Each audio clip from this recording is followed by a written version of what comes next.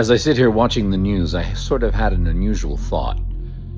If you muted your television and you could remove all the Chiron language, meaning any printed language, and you watched footage coming from Iran and footage coming from Minneapolis, they look one and the same visually. The same ignorance, the same violence, the same fervor of wanting what is right over what is evil. Yet, we have an administration run by an Oompa Loompa who says that he will assist Iran with a day of reckoning.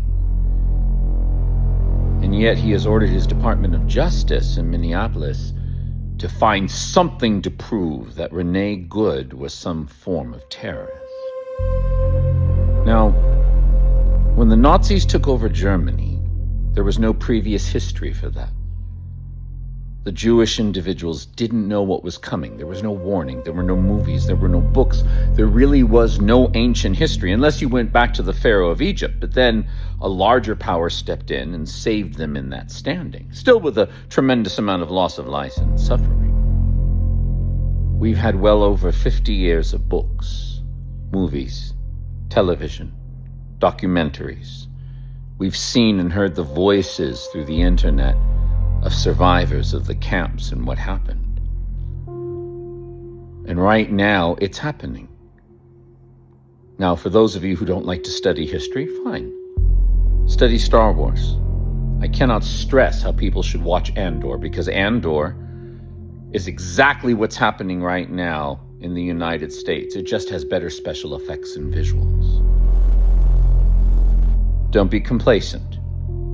You have two greater skills to develop. Number one, don't stand idly by. You're carrying a movie studio in your hand.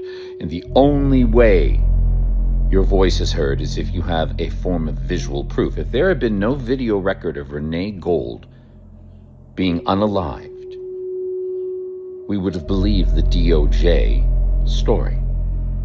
Record everything. But the second skill, and I've talked about this in other videos, you have to develop what the government has called gray men.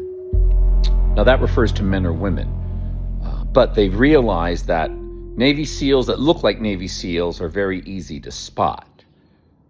You have to learn to blend in. You have to learn to be a chameleon.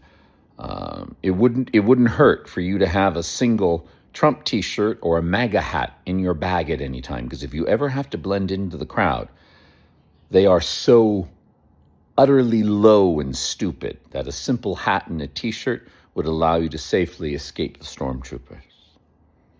Rebellion is seen in many different ways, but when I